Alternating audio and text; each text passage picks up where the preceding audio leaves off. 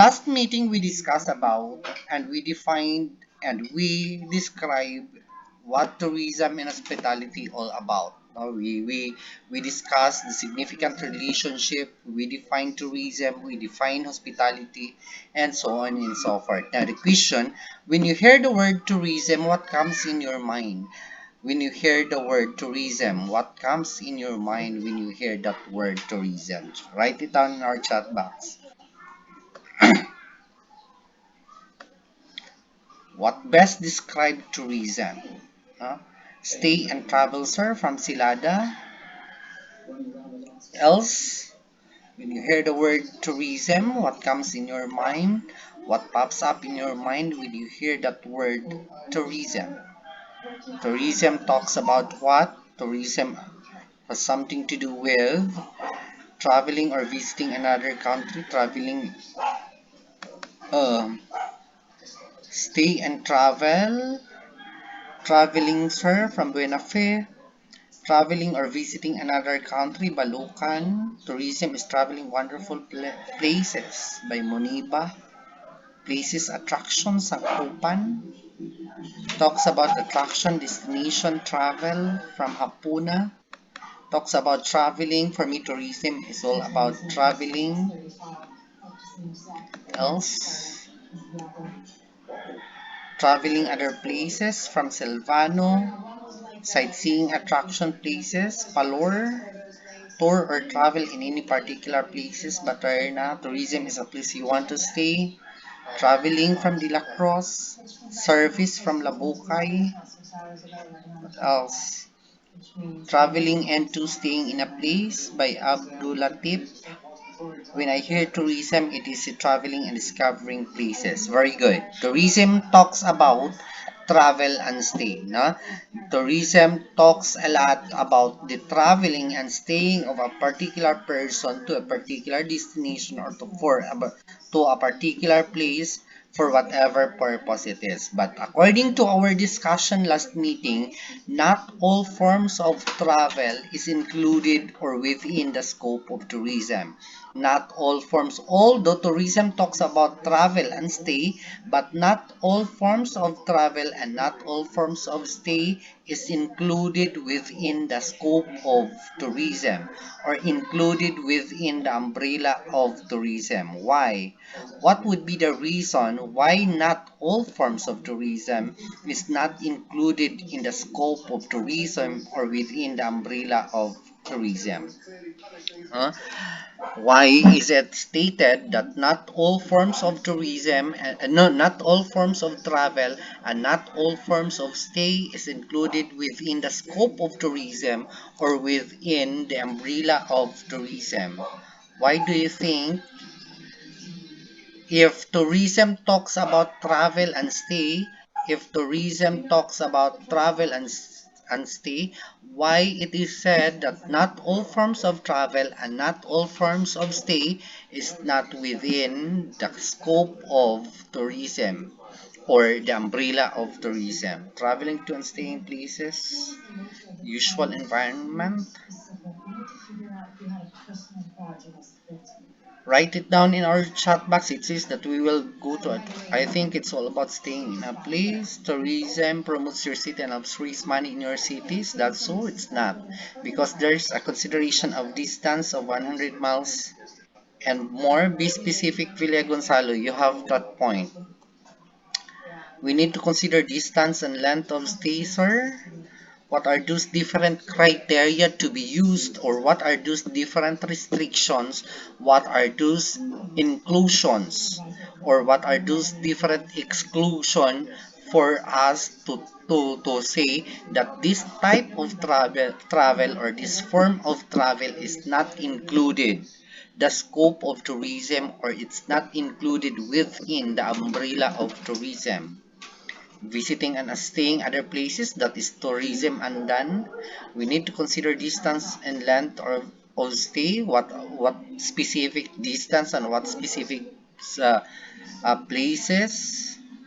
We need to consider purpose is it is just within our residence, that is not if it just within our residence. Very good, Tindo. One of the criteria, it has been seen that if you are going to travel within your residence, meaning it's not outside your home residence or it's not outside your residence, you cannot call as visitor, you cannot call yourself as visitor if you are visiting within your place. No? So, kanus ara man nato matawag og visitor if you are traveling away from your home or away from your residence. Very good. That is one of the criteria why not all forms of travel is not included within the scope of tourism or within the umbrella of tourism. No? The origin of the traveler 100 miles away, that is the same as with uh,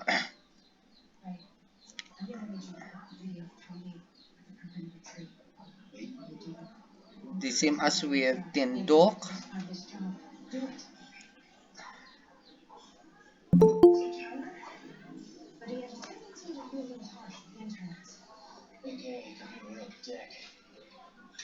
The origin of the we need to consider this distance length.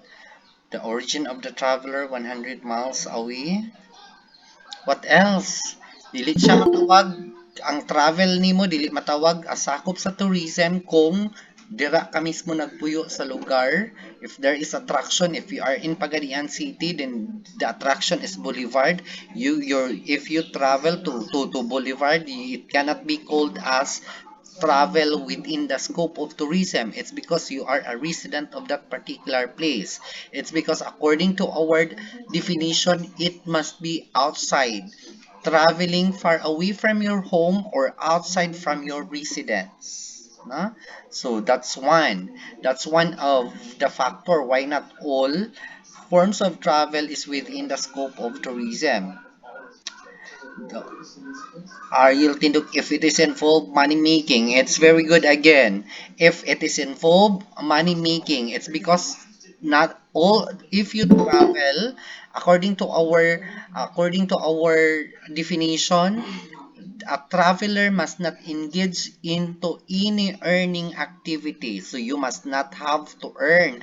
You must not have to earn money during your travel so that your travel is within the scope of tourism. But if you are traveling for the purpose of earning money to that particular place, then that is not included. That form of travel is not within the scope of tourism or within the it's not within the umbrella of tourism. Okay, some more.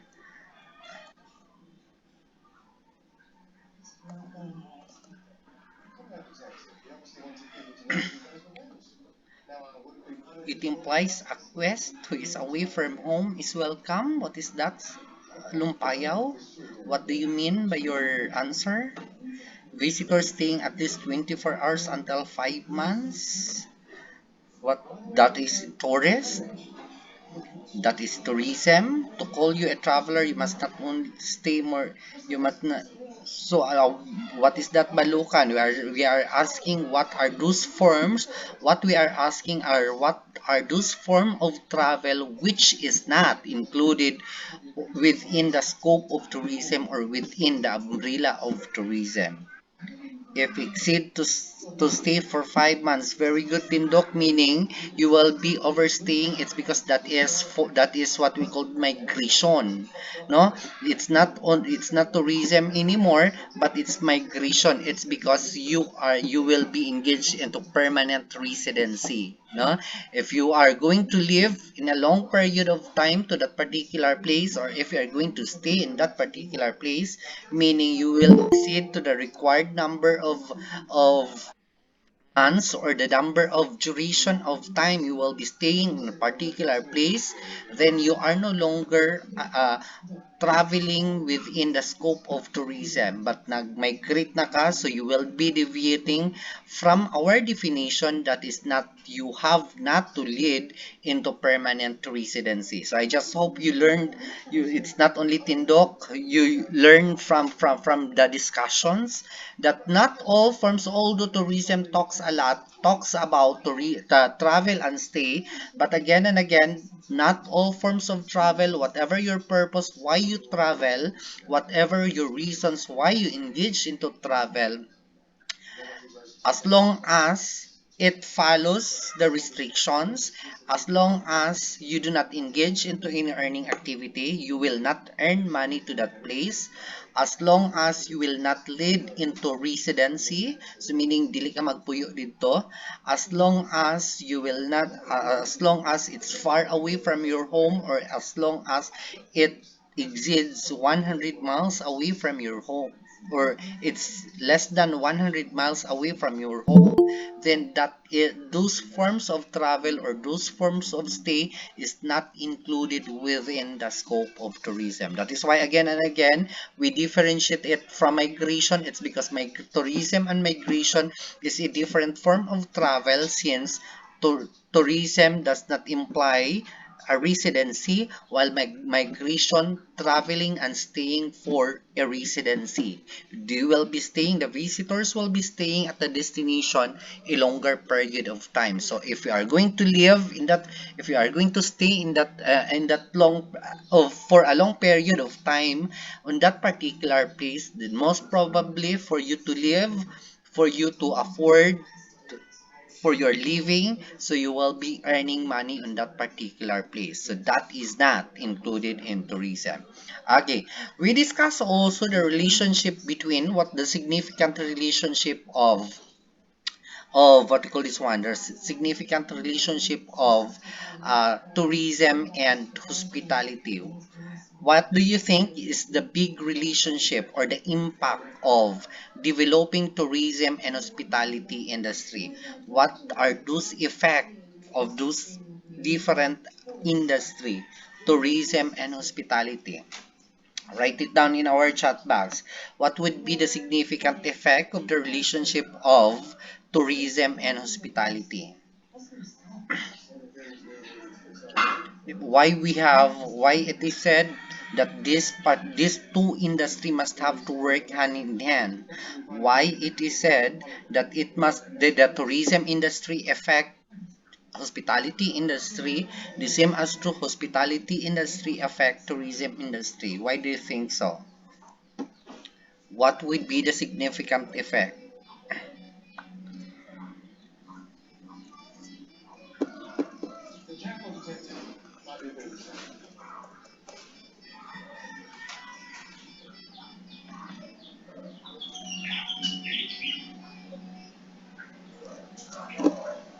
Economic engine of nations is not, that's not.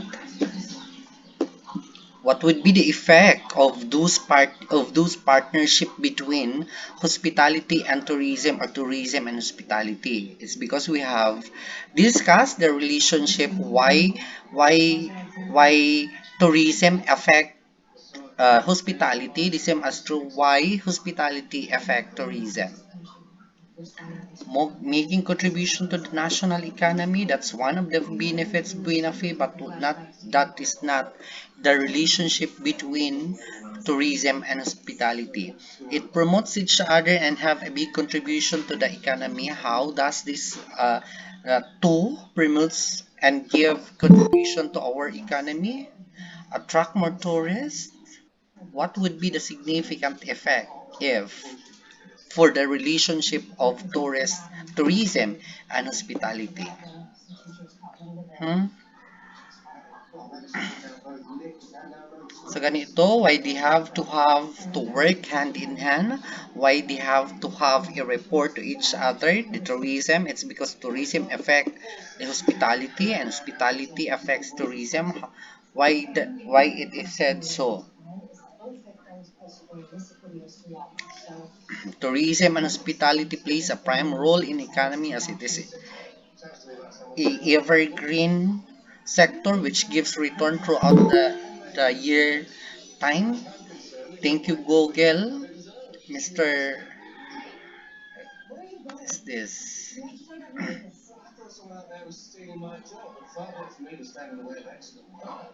Ano to nawala? Tourism na hospitality becomes one of the world's largest and fastest growing industry, and it is because of the several factors. What is that? Lumpayaw?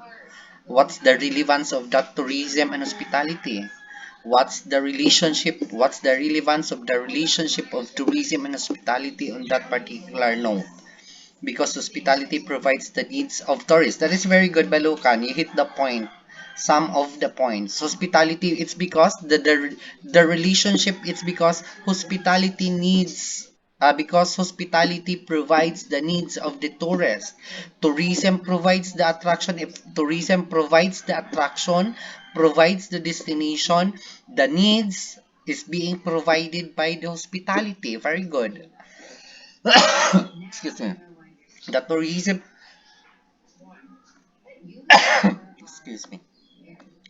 The tourism is the act of traveling to a destination. No, it's not.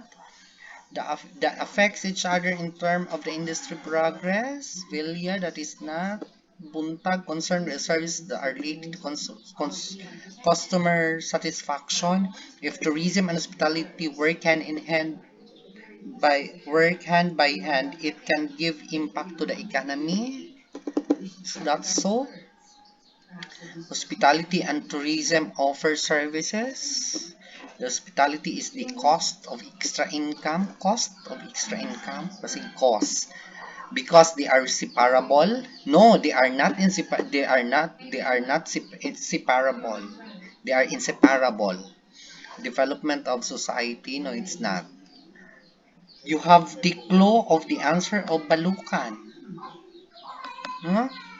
What would be the significance of tourism and hospitality? It's because, what are the products? Sige, let's have the next question. Let's jump up with our next question. What are examples of hospitality products and what are examples of uh, tourism product? Give us example of hospitality product and tourism product.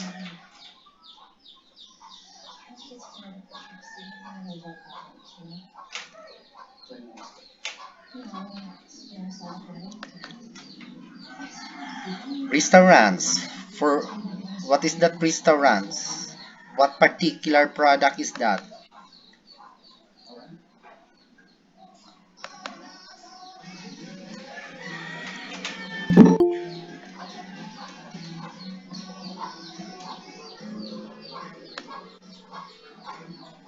Hospitality for food and restaurant. Very good. Hospitality restaurants.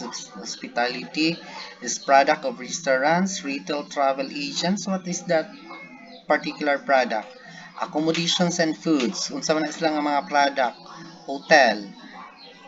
In hospitality, the accommodation and services. Very good. Entity of food, lodging, tourism are wonderful sightseeing. Very good, Muniba. Tourism product is the destination and this is where you stay, eat, and breakfast. Very good. Balukan. Tourism developed area have the higher demand for the hotel. More. Okay. Those are the different hospitality and we are going to identify for us to understand better the relationship between tourism and hospitality. It is better to understand what are those products being produced by the two industries, the tourism and the hospitality industry. Para makasabta nato og maayo unsay relationship of these two, unsay relasyon aning duha, let us understand or let us identify, dapat kabalo ka mo identify unsay mga tourism products and unsay mga hospitality products. Again, what are those tourism products, which includes the destinations or the attractions, including the information, tourism information, including the transportation that they are going to use. Those are tourism products. Now, how about these hospitality products?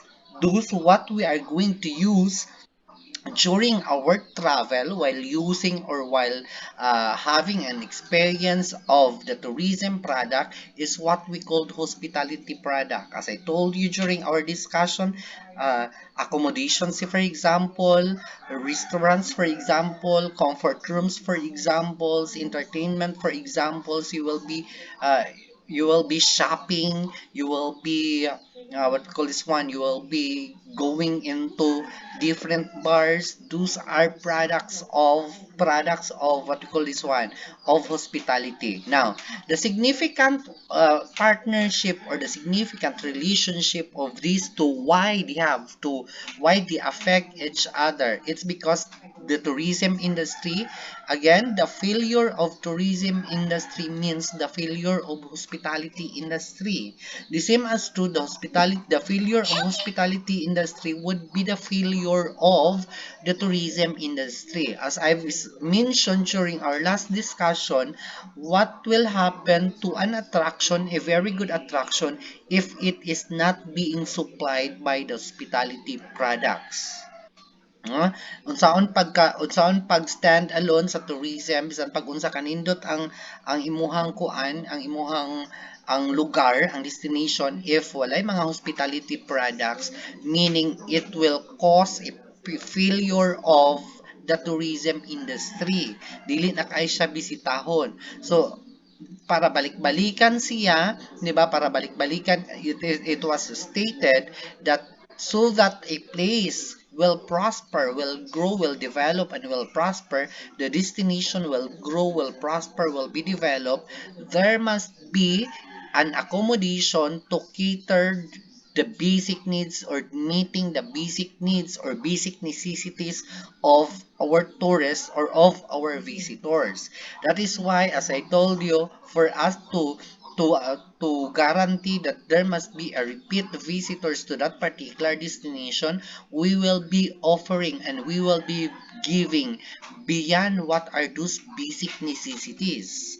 It's because what we are after to is the satisfaction of our tourists or of our visitors. Para magbalik-balik sila dito, dapat isatisfy nato sila. Unsaon nato sila pag-satisfy? Ihatag nato ang not only their basic nga mga panginahanglanon during their travel, no, but more than what are those basic necessities. Kung gipang uhaw sila, the basic necessity of that one is only water, but you are offering, it's because I've told you to offer more than what is basic. So you are offering buko juice, you are offering mga refreshments. Say for example, you have different soda, you have different beverages offered that is beyond what are basic. So meaning, mas satisfying ilang stay. So later on, basi during their decision making, since tourism is a process, so it follows kaning decision making where to visit with or where to visit to. So, makahuna na sila balik sa imong destination. It's because the tourism industry, the product is being supplied, the same as true hospitality product is also being supplied. Okay. Now, we have, for us to understand better the tourism industry, let's have the continuation of our discussion, which is the nature of a tour. Let us discuss the nature of the tour for us to identify what are those different places that we have to consider in tourism industry and what would be the significant restrictions or the significant contributions or requirements before we can travel to that particular places. So for us to analyze the nature of a tour systematically, it will be helpful to understand the difference between domestic and international tourism. We also have to differentiate the difference between package tour or what we call inclusive tour to independent tour. The package tour has two types, the individual inclusive tour and the group inclusive tour respectively. So, yun ana siya. Let's find out. Now, domestic tourism or domestic travel is a travel taken exclusively within the national boundaries of traveler's country. As I told you, our country do have territory, do have boundary. Kumbaga sa inyong yuta or sa inyong balay, namoy utlanan, no? Kung wala gipang kural inyong utlanan sa inyong yuta, namoy timailhan. We have that muhon. nga mauni utlanan mauni boundary sa ato sa amoang yuta. Gawas aning boundary aning muhon inyuhan na ng yuta dili na ni amoa, no? Street aning muhon uban kanang lubi maunay kanang duluna nato. Maunay duluna, so meaning maunay boundary sa atong yuta. The same as true, our country do have national boundary katong within ra sa scope sa iyang territory. Now, if you are traveling within your boundary, but see to it that your travel, although within your boundary, within your national boundary, see to it that you are 100, at least 100 miles away from your home and away from your work. Let us always confine the definition of tourism para dili ta maglibog, no? Kaniyon ka domestic tourism maglibot-libot ra ta sa ato ang lugar sir, maglibot-libot ra ta sa atong country, that is domestic tourism, but make it sure although you will be traveling within your national boundaries, but make it sure your travel, the distance of your travel must be at least 100 miles away from your home or from your work. No, so meaning, so for example, we have if you are leaving from Pagadian, so you might be traveling to Cebu, to Manila, to Bohol, to Davao, to Bukidnon, to Dipolog, and so on and so forth within the country. Now, people find it easy to travel. It's because there is no language barrier, there is no currency barrier. No, during during your travel in domestic tourism, if we say language barrier, kanang naabatay magkalisod bata sa og sabot or istorya sa ilang language. No, it's not.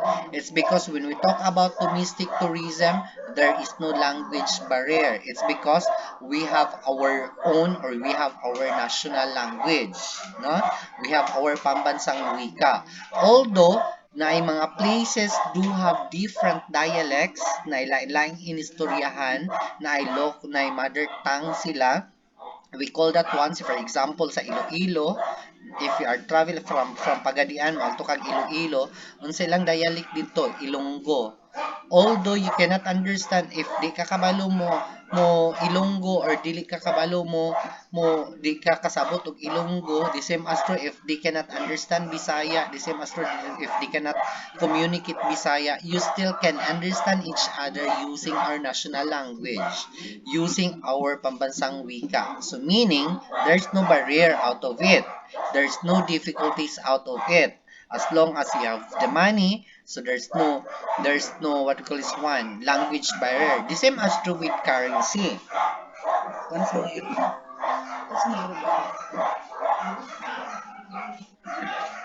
The same as true with currency. Diba sa tibok Pilipinas, we are using the same currency, piso ra. Walay nagkuan basig mingon mo nga sa kuan sir, sa dumingag sir kay dollar silang gigamit. No, it's not. We have the same and uniform currency. That is piso. This is there is no barrier out of that. There is no difficulty to have that one. The problem is supposed to be there is no documentation barriers without the presence of the pandemic of the COVID-19 virus.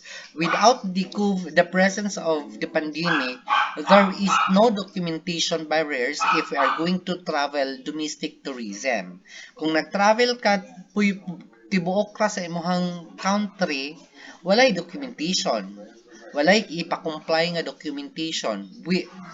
During the absence of pandemic, but it's because of this phenomena, it's because of this unusual virus, it's because of this pandemic that we suffered nowadays. There are documentations that needs to be complied with before you can travel to that particular place.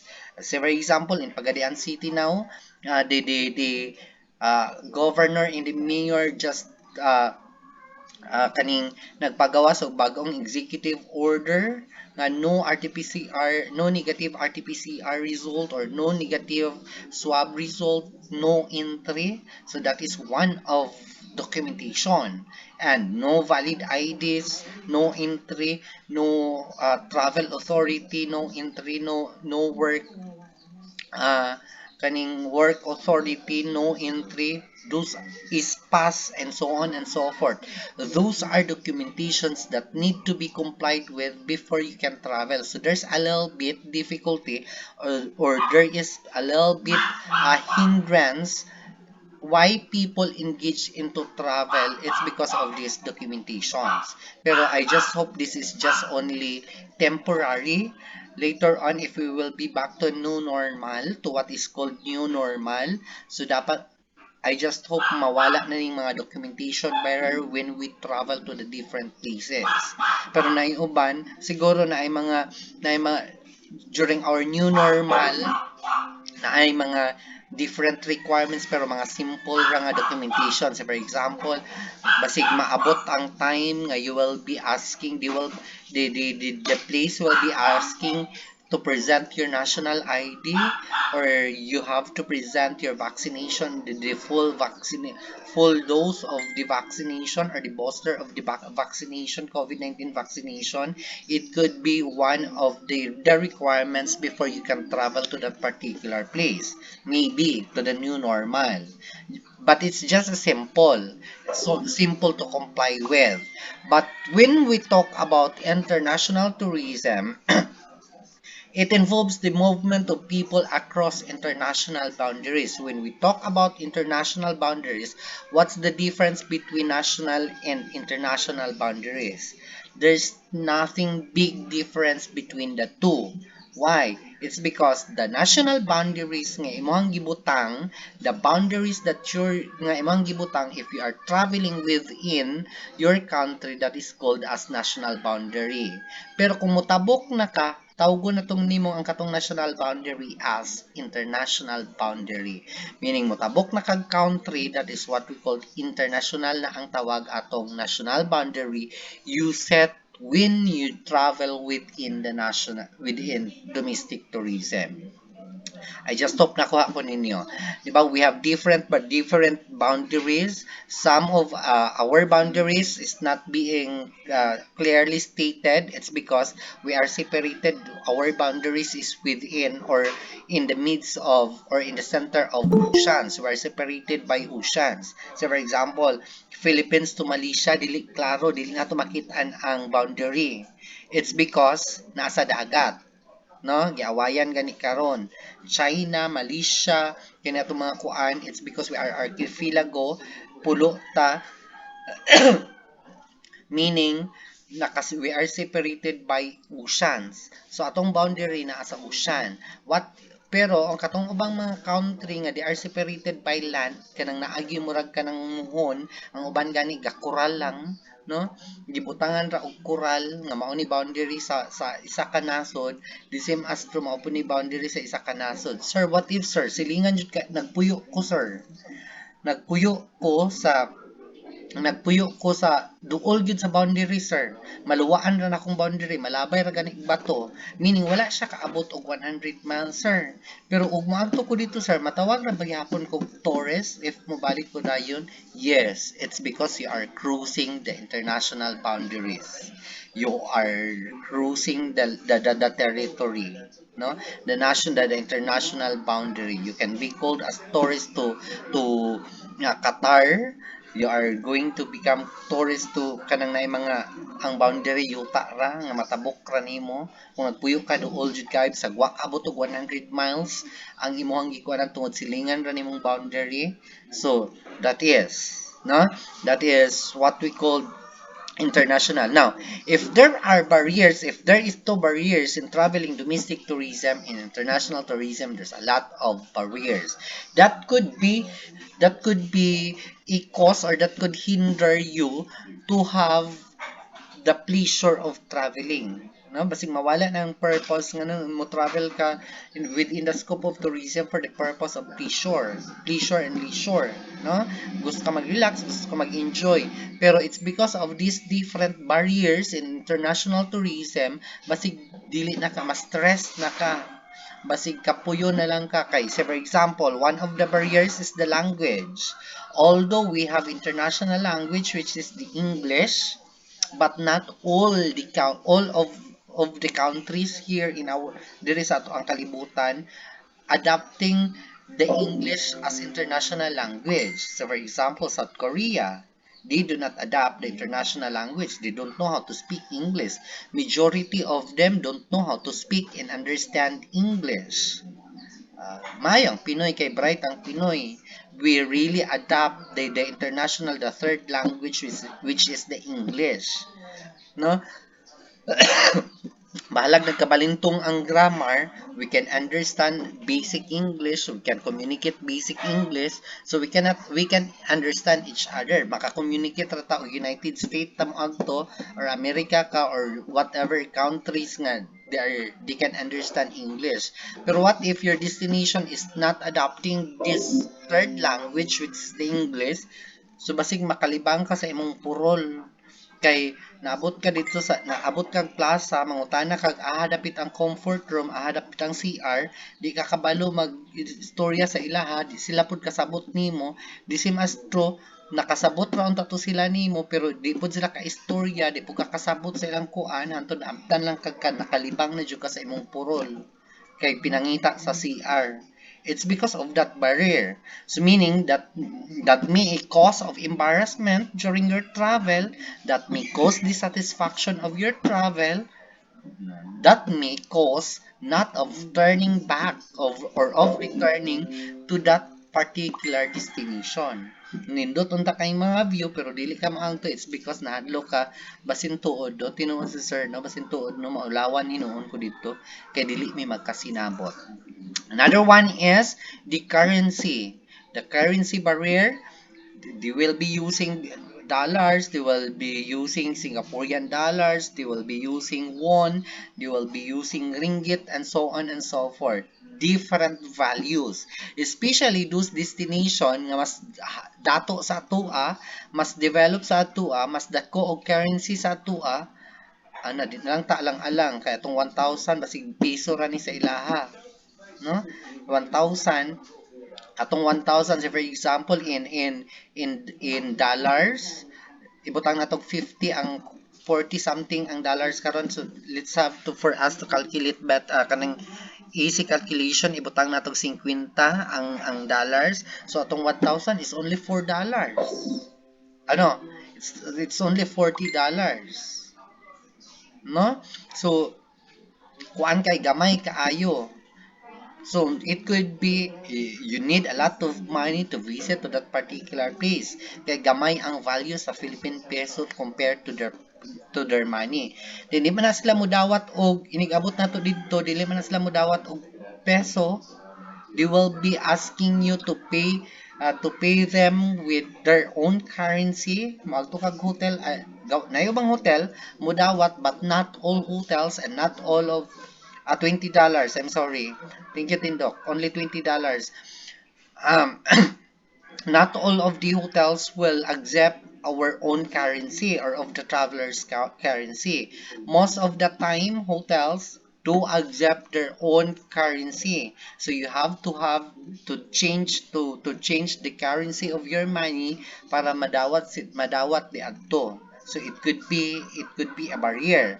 Another one, and this would be the biggest problem most of the time, even without the presence of the pandemic, is the documentation barriers for international tourism. It's because there are countries in our world or in our universe that do require strict compliance of those different documentations. Na uban gani, so meaning, di ba, atong purpose why we travel, if we are traveling within the scope of tourism is for pleasure, lingaw-lingaw, laag-laag. Dili ka pwede mangitag kwarta dito. 6 months ra ka dito as tourist. You will be applying tourist. There are some countries that really require bank statement or statement of account, personal statement of account. Na ana sila mangita na sila dili ka nila i-approve imong tourist visa kung wala kay 100,000 sa imong bank account. Wala kay kwarta sa imong bank account. Kay ilang una-una kung wala kay kwarta unsaon nimo paglingaw didto? Lahi ni purpose ba? Basig pag-abot didto kanang 6 months manarbaho na didto kay dako og currency dito manarbaho na didto na dakpo nas mga pulis dito problema pa or worse kitang mga Pinoy sala dahil sa tibuok Pilipinas kung ay Pinoy nga nagminaro pag-abot dito nangawat or namaligya o karni-karni and so on and so forth kanang mga dinautan nga trabaho using the tourist visa masakpan at tanan na dayong Pinoy tanan na dayong Filipino madamay it's because of that mga illegal nga mga act of our kababayan so for us to have that what we call pleasurable travel, we have to comply those different documentation like visa, passport, sa panang nga mga sa panang nga mga documentations that we need to comply with before we are going to visit international tourism. So there's a difference. First one, we are crossing and within the national boundaries, domestic, national, while international across international boundaries. There is no barrier, there is no language, there is no currency barriers in domestic, but into international do have language barrier. It's because we have different language, we have different currency as well as the documentation. No, if you find it little hard in complying the documentation in traveling domestic tourism, it's because of the presence of the pandemic. How much more international tourism? International tourism ay uban nga mga nasod karon dili sila magpasulod o bisita sa ilahang nasod if you are not fully vaccinated with specific vaccine. Nay uban especially USA dili sila magpasulod dito kung Sinovac pa imong vaccine dapat naka Pfizer ka or Johnson.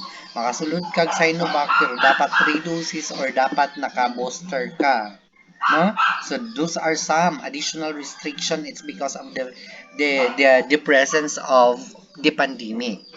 But I just hope uh, our situation will shift into new normal so we can have that opportunity to travel now we can opportunity to travel again to visit different places even though it's either domestic tourism or even international tourism. No? So we talks about traveling and staying. Now, how about this package tour and independent tour? A package tour is sometimes called inclusive tour. Disimra na sila, inclusive or package tour.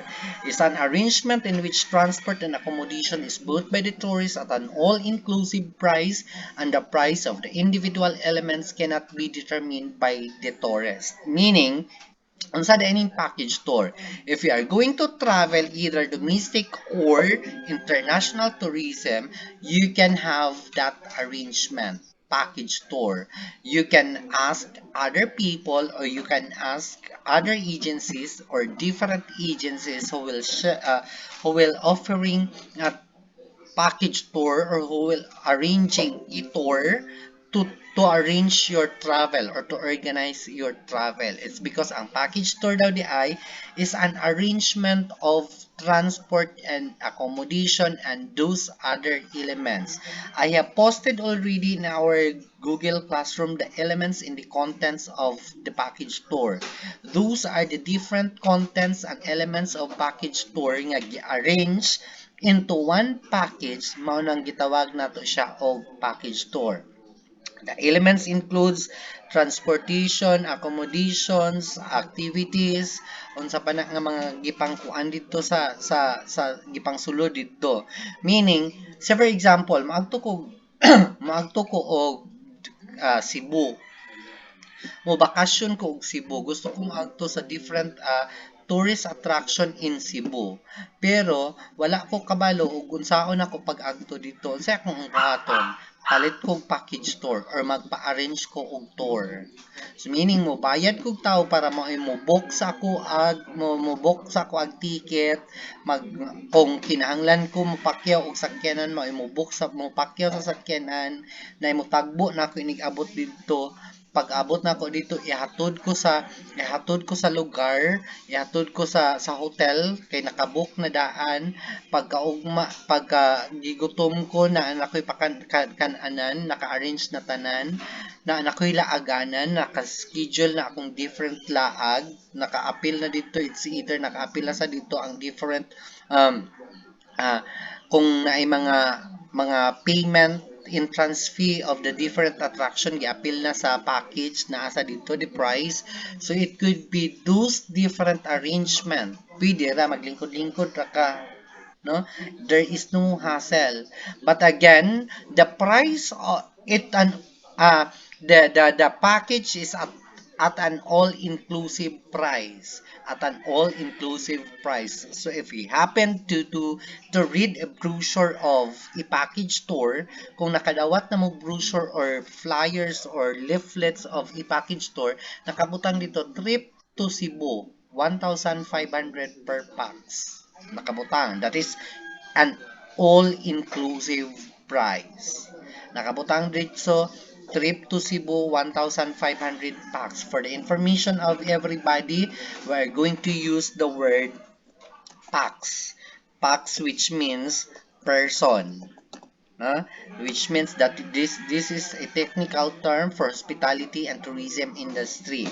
We use pax instead of person. That is why kanang mga restaurant, mga tickets, ticketing agents, and mga different accommodation, they are using pax instead of person. It's because manay technical term, manay timailhan nga we are in the hospitality and tourism industry if we're going to use the word pax. Again, pax refers to a person, na? So, makita ninyo sa inyong hangkuan, makita ninyo if you happen to read a brochure out of a package tour, nakasulat dito trip to Cebu 1,500 per pax, meaning 1,500 per person for a minimum of 15 persons. Wala dito'y details of the price of those different elements. According to our definition, all individual elements, the price of the individual elements cannot be determined by the tourist. Meaning, wala ni mo gibutang dito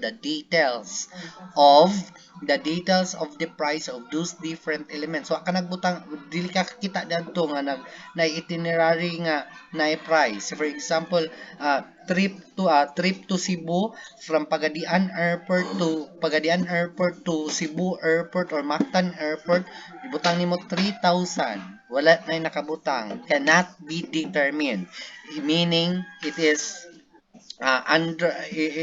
hidden by the by the person who arranged the what we call this one the package. Now the question would be, what we call this person who will be arranging the package tour. We call them as tour operator. The tour operator is the manufacturer of a package tour. Kining tawo nga mag-arrange aning mga package, mag-book atong different elements, magpa-book sa sa ticket, mag-book sa hotel rooms, mag-book daan o kanang sila mga to different activities unsa ilang panggamito, nagpa-book daan na to, nag-arrange sa tibuok travel, we call that one as tour operator. We can be a tour operator, no? Pwede ta maghimo as sideline, you can practice being a tour operator, featuring our local tourist destination here in your locality, in your municipality. Pwede, as long as you have the art, you have the talent of arranging these different elements into one package. It could be a sideline. There is no investment, there is no capital out of it. What you need is the kaning the art of arranging or organizing that particular travel, no? Mao na gitawag nato og sa Binisaya og laway ray punan kay booking ra ka, moingon ra ka nga mopakyaw. Nung mopakyaw ko sa imong van karong Domingo nung padlong og tabina then tabina to pagadian pabalik pagkahapon. Or if your package nila nagbutang dito 2 days and 1 night, so meaning sunod adlaw na ko ano nung ora na imong trabaho nang magpabook ko drag hotel nang, so meaning before mo larga ang before mo larga ang imong package tour, before mo larga imong guest to that particular destination, they are already fully paid. They paid already the required amount. So igo po inig abot nimo inig naog sa sakyanan na nakay ikabayad. Now how we can gain profit out of it. Let's go on that one. Let's find out. Uh, okay, the tour operator who organized the package tour purchases transport and hotel accommodation in advance, usually obtaining this at a lower price because he or she is buying them in bulk. Usahay pag yun suki na. You establish a rapport between you as tour operator and those different suppliers, different hospitality suppliers. Ikaw, nag-promote ka sa tourism industry. The same as true, you are promoting the hospitality product, the tourism, I mean the hospitality products being provided to that particular place. No? So for example, trip to Tabina. Pila mang van karon pakyaw. Tang nimo 3-5 pero pila ka buok makasulod? 18 ka buok makasulod. So meaning tagpila ra sila. So wala ray tagpila ra 3-5, that is back and forth na. 3-5 back and forth, so tagpila sila sa 18 sila ka buok sa 3-5 divided by that one. Pwede pa gyud nimo hangyoon ang van nga ya kuan na bitaw ya suki na bitaw ya kada na imo pakyaw ya ikaw akong ignon pwede 3,000 na lang, that is additional income. Pag abot dito, you book already a cottage instead of 200 tungod kay nagdala kag mga customers, ikaw tigdalag guest to their particular destination, income to nila, the same time kay nagdala kag customers dito, so you will ask discount out of it. Imbes 200 ang cottage, pwede ra nimo hangyo og 150. That is additional income, but making sure you have to calculate every details, every price of those different elements before you come up into pricing. No? So nakita na nimo mo ni accommodation mo ni ilang gasto times 50% for your profit. So for example, tanan ang nagasto is only 500. Trip to Tabina, from Pagadian to Tabina, apil na pagkaon, apil na ilang cottage, kay dili siya excursion ra siya, dili siya tourist, meaning manguli rapod pagkahapon. So for example, Tabina, pag abot nimo Tabina, agto mo sa dito, pag abot sa Tabina, nag pakyaw kadaan o what we call this one, bangka or pump boat para sa tour island hopping, dalo nimo baka sila dito sa Peebles Island, you have the Blue Lagoon, you have the Tambunan, then nagkuan na kadaan og pagkaon dito ng nagkuan na ka nagsaad na ka magpaluto og pagkaon para this particular 18 ka mga tao or 19 apil ka or 20 apil imo ang tour guide. So after that one, say for example, tanan nga nagasto kada tawo is 500 pesos, kay i-total to nimo divided by 18 ka buok nga maka-avail ato nga imong package. No?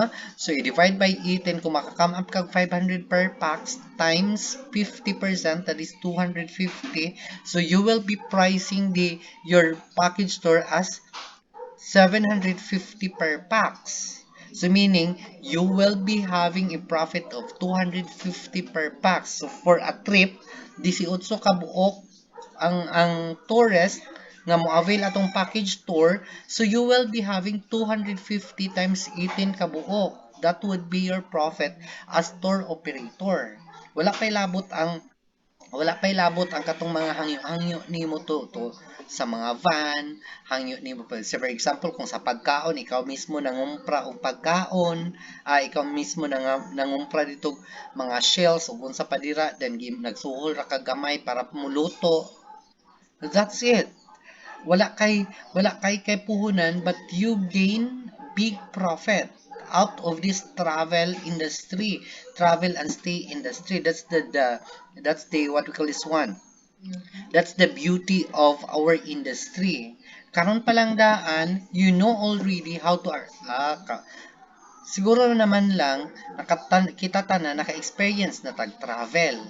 Kung naka-experience na tag-travel, sayon ra kaayo mag-arrange. Kay of course, unsay akong gipanggamit during my travel.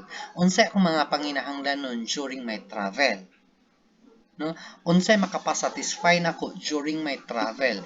Kung moadto kog kuan, moadto ko og what do you call this one, tabina, moadto kog pitugo, moadto ko og different tourist destination that do have tourist attractions na mga nindot nga mga view. Unsa ako mga kinahanglan nga panggamiton, sakyanan, of course, sakyanan, kananan, pasilunganan, ko dapit dalon, maro na imong ipang-arrange, then you will get money out of it. But if you cannot if you do not know how to sell, if you don't have the talent of selling the product, kabalo ra ka mo arrange, pero dili ka kabalo mo maligya, dili ka kabalo mo convince your customers or your guests to buy your package, you can have the help of, you cannot apply that one, tindok, you have, pwede kag ikaw mismo magbuhat. Ayaw pang apply kanang swelduan ka, no, ikaw mismo mag-arrange. Ang imuha lang gasto is kanang magbuhat kag brochure para mahibal-an nga nang arrange ka og travel. Pagsugod lang sa dira sa imong destination, kanang you are well versed of your own destination, no? So maghimo lang ka gamayng brochure para na makita nimong guest nga nindot ang lugar, no? Anyway, I will be teaching you on how you are going. Part of our different activities is you to craft your own package tour. Maghimo gyud tag inyuhang kaugalingong package tour featuring your local destination or your municipal destination. Maghimo gyud tag brochure, maghimo gyud mo package tour nga pwede ninyo ibaligya. Kung naay mo palit, then go. Realize your kuan. You will earn money out of it. No? Later on sa atong mga discussions mo come up na into that on that particular note, the in-depth discussion of this one, especially during marketing a tourist product or marketing a package tour. Naatay ingon ana. So karon pa lang daan kabalo-balo na kaunsaon pag you have the background unsaon pag-arrange, no? Mag-post ba ka sa imong Facebook nga mag-arrange ko og kanang kuan, mag mag-arrange ka og those different travels. Ibutang nimo sa imong Facebook account para makabuluhan na imong account, dili ra puro TikTok, no? Dili ra puro share imong gikuan, naghimo ka diadto, nag-post ka nga you will be having pero make it sure you have arranged that one already para naka-post na ka dito trip to Pitugo 750 per pax, no? Nakabutang na dadto, so mangutana na sila nimo, "Uy, mo avail mi atin yung kuan, pila ka buok dapat kuan maka-avail ana." 18 ka buok before mo larga ang kuan. Kano sa inyong schedule, sir, atong arrange. Most of the time, those people who will be buying the package are those people who are traveling with a group or in a group. So most of the time, dili ka mahalinan og isa-isa ra. Mahalinan ka diretso 18 ka tawo. Most of the time pag yun, the price is for 18. 15 ra sila kabuok or 10 ra kabuok, ilan ang bayaran ng 18 kabuok. Balik 18 ka tawo.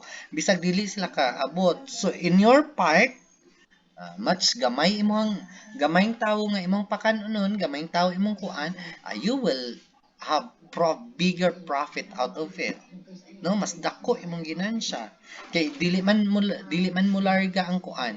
Naapoy uban, that is why your price must be elastic. your price is kaning binat-binat. Kinamay uban, maingon man nga, nagbutang ka good for eating, na may uban maingon nga, sir, pulo mi kabok, magpa-arrange mi sir, nga ang pilay price if pulo kabok. So magkwinta na po ka dito, for good for 10 packs, no? Para lang sa pulo. So pag abot sa pulo, kwinta ka dito, naabot og 750 times 50%. Different price, sir, kay mas gamay man mo. Mas mahal ni siya gamay, sir, pero kung maabot mo 18, maura ni mong mabayaran, sir. Kay pulo raman mo, sir, so mas maura ni mong bayaran. Kay mo man ang i-divide pod sa number of participants ang imuhang mga nakapital. So for example, imong mga nakapital nga mga investments, for example, the rent of the van, ang pakyaw sa van, 3.5. Kung ni kuan dito ni duo sa imo ha balig pulo ra, so that 3.5 divided by 10. So tag 10 ra pod. So kung ini come up into bigger price, it's okay. It's because the number of participants nga ilang gipa-arrange is gamay ra man sad. No? So that's it. Elastic siya. Pero dapat naa po kay gibutang daan nga good for eating as a sort of guide sa ilaha. No? Okay, that's it. Pero if you don't know how to, again, if you don't know how to sell, you know how to arrange, but you don't have the talent to sell your package to those to tourists or to purchasers, what you are going to do is to sell your package to a travel agent. We have a lot of travel agent nga kabalo mo baligya sa imong travel. We have Hemisphere Travel and Tour. We have ka-birthday, unsa pa ng mga different travel agent. Napoy uban gani kaning freelance travel agent na mangayog brochure sa imuha, ipamaligya na niya, maglakaw-lakaw sa kadabalayan, ipamaligya dito ang ilang brochure, a package tour, mamaligya na siya dito. But of course, the price and your profit is not as big as katong ikaw mismo mamaligya. It's because you will be giving a small part of your income to the travel agent. Mubayad man ka sa travel agent para baligya sa imong package, no? Pero if you know how to arrange, at the same time you know how to sell your package, there's a big income out of it. A travel agent is what we call a broker, a middleman of our package, no? Middleman siya, so meaning nangumpra siya og kumbaga kuan siya og sa business sector pa, retailer. Nangumprag daghang package store gibaligya niya sa laing customer yang gipaginansyahan. The same as to in our case, the travel agent would be the middleman. Makuha siya og arrange, dili siya mo-arrange, igo ra siya mamaligya. The travel agent cannot be called as tour operator unless the travel agent will arrange a particular travel. Kung magsaligrag yun siya, kung magsaligrag yun siya sa na tour operator, di siya mahimong tour operator. Travel agent ra yun siya. No? Now, how about the purchaser? If you ask me, sir, to whom you prefer to buy your package tour? It's because our package tour, we can buy. Kita nga mga, say for example, kita customers of the package tour. Kita mo palit og package tour. Kung mangutana ka sa kuha, sir, ay mas maayo sir ka mo palit og package tour dito sa travel agent or sa tour operator. Much better directly to the tour operator. Although, you can buy a package tour either directly to the tour operator or through a travel agent. No, dito sa travel agent. Pero as I said earlier, much better to buy the package directly to the tour operator. It's because siya imong makontak diretsyo. The price is much lesser. Pwede pa nimo mahangyo siya gamay. Kay siya mismo may nag-arrange. Siya mismo may naka-ibalo. While the travel agent, of course, porsyento ra iya or nanipatong ra pud siya, so dili na gyud siya makahatag og discount. It's because mawala pud iyang porsyento, iyang percentage, yung profit out of those kuan. So those are the benefits of having a package tour in our industry. So, ang uban mag-provide og tour guide, ang uban siya mismo as tour operator, siya na mga tour guide. Ano? The same as true, wala mi nagkuan when we visit the Blue Lagoon in the Pibol in the Tambunan, wala nami ang package ra mong gipalit is not included the kuan, is not included the transportation, only the meals and the kaning bangka, the rent of the bangka. No, pwede ra ka magpa-arrange po og ingon ana. Now, what if, sir, if I'm going to arrange my own travel, we call that one as independent tour. It's an arrangement in which the tourist buys these facilities separately, and one of the package tour also usual. It's an arrangement in which the tourist buys these facilities separately, either making reservation in advance through a travel agent or en route during his or her tour. Kung imong travel, di ka mo gamit og package tour, that is what we call independent tour. Kini atong ginabuhat usually kanang maadto tag Cebu, maadto tag Bohol, mo bakasyon, nga dili ta mo palit og package tour, that is what we call independent tour. No? Ikaw mismo pwede na nimo buhaton, magpabook ka daan og ticket through a travel agent or ticketing agent, or dito na ka mismo mo palit. Pwede po ka mo book daan og hotel accommodation or room accommodation in a hotel in that particular place nga imong bisitahon, or in route na nimo ka mo palit dito, mo check in, makuha og room, pwede. That is independent tour. Now, if you will ask, sir, what if, sir, I am a tour operator, I will be arranging my own travel, it could be called as inclusive tour or package tour? No, it's not. It's because you mismo will be using your own arrangement of travel, meaning that is independent tour.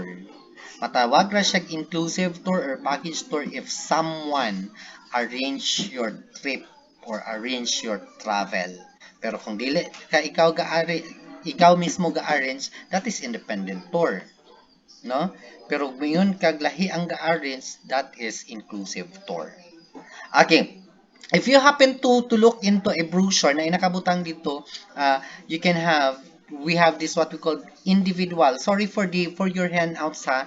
Ang nakabutang sa IIT is independent inclusive tour. That is individual inclusive tour, which means the tourist travels to his or her destination individually. That is independent inclusive tour. Meaning, although you will be buying a package tour, arrange gihapon ang tour, but you will be traveling to the destination alone. Pero mas mahal, no? Mas mahal. Nagpa-arrange kag trip to Davao. Ikaw ra isa mo agto. Of course, mas mahal. Ikaw ra mo pakyaw mo salo sa tibuok air-conditioned van or unsay mode of transportation. Whereas, kung daghan mo, we call that one as group inclusive tour, or the GIT is used to define the travel within the company of other tourists. Matong grupo mo na ito na butang iten kabuok. Pwede kamo nga mga magbarkada or with other tourists nga mo avail ato. Pulo raman mi sir oy, then gusto mi kanira nga price, sige ma'am, magpaabot tag mapun anig 8 ma'am, ignore mo namo ma'am nga kining naabot na, then you will set the schedule when you are going to travel. That is group inclusive tour. So those are the nature of a tour: the domestic and the international, the package or the package tour or the inclusive tour, and the independent tour We also have the group inclusive tour and the individual inclusive tour. That ends the discussion of our first chapter of our lesson. If you have questions or clarifications, so write it down in our chat box so we can accommodate that one. Independent, use your set the schedules are the same as true with inclusive.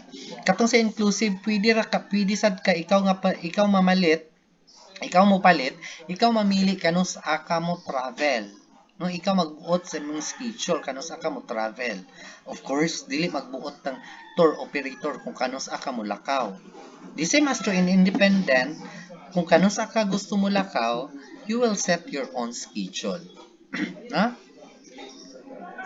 Okay. If from Tindok, in case, that is in case like people travel for migration but enjoy of those hospitality products, unsa ang stand ani sir sa scope sa tourism and hospitality. Bisan pag mo gamit siya, dili siya matawag nato og within the scope of tourism. It's because the first one is migration. It deviates, meaning nisupak siya sa definition or the scope of tourism.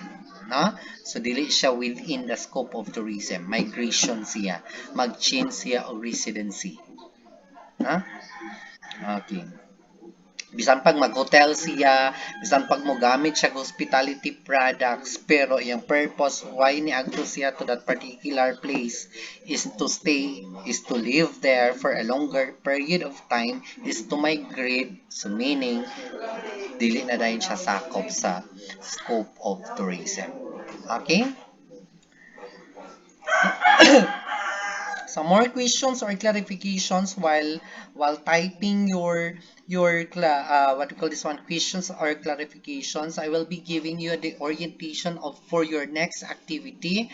Your next activity is the compilation of brochures of a package tour. So what you are going to do, visit different tour operators or travel agent or travel agency and ask them about their package tour, no, their package tour. If you don't have the opportunity to visit different tourists, different travel agent and tour operators here in our locality, you can actually have in sa internet, no, examples, package tour, brochure of package tour, or flyers of package tour. You have to comply 5 brochures of a package tour. The destination must be within Mindanao only. I will not accept it is a package tour or a brochure of a package tour which is gawas or beyond Mindanao, the destination. So for example, your package tour might be a trip to Iligan, trip to Cagayan, trip to Zamboanga City, trip to Pagadian, trip to Tabina. If you can have your local, pwede. Basta within Mindanao. Pero ngayon kag trip to Singapore, gisiyon ako na imong papel. No? Trip to Cebu, gisiyon ako ng papel kay di ka maminaw. Your scope, your destination must be exclusive within Mindanao. So what you are going to do, from as blank document, paste the picture of the brochure or of the brochure, side pag-abot sa kilid sa imong brochure, list down all the specific elements found in that particular brochures. Again, specific elements, so meaning, of course, one of the elements of a package tour or content is the transportation. So, ayan na pagbutang dito transportation. Basic. Unsay mode of transportation gigamit. So, for example, air-conditioned van from Pagadian to Dipolog, or Dipolog to Pagadian, vice versa. Um, uh, Lunch and breakfast in Shangri-La Hotel and Restaurant. Specific elements found in a particular brochures. Different brochures do have different elements. Naiuban nga daghan kay elements, na apoy uban gamay ra og elements. That is why you have to paste the picture of the brochure. If you don't have, if di mo langayan mo og mag-paste mo sa diri sa kuan, diri sa ato ang Google form, later mag-post na ako sa activity, you can have actually kaning butang sa bond paper ang picture, then butangan ninyo og caption by listing all the different elements found in that particular brochure. Make it sure when you capture that one, the picture is really readable, and that especially the content of the package, it must be readable the same as true with your writing, so that I can give you a fair grade. It's because kung dili po na ako maklaro, O kung sa akong nabasa dito, maura po to ako ang basis of giving you the grade. So that you have background how to craft a package tour unsay mga sulod. Again, you have to compile 5 brochures of a package tour. The destination is exclusive within Mindanao. The destination is exclusive within Mindanao. Right at the right side of the brochure, list down all the elements found in that particular brochure.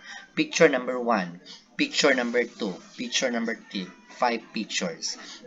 That is, I will be having a specific instruction, not very specific instruction in our Google Classroom. I will be posting here, might be tomorrow, as your activity for your Wednesday activity. Okay? So, questions and clarifications?